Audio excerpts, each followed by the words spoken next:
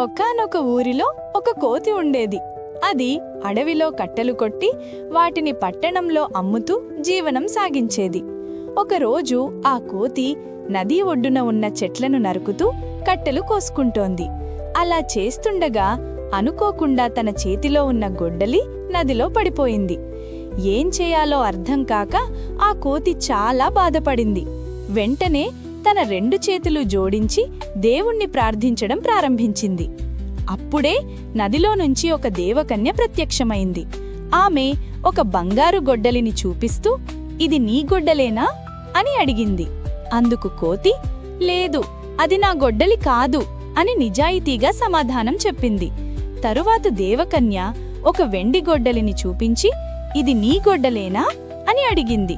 కోతి మళ్ళీ, "లేదు, ఇది కూడా నా గొడ్డలి కాదు" అని చెప్పింది.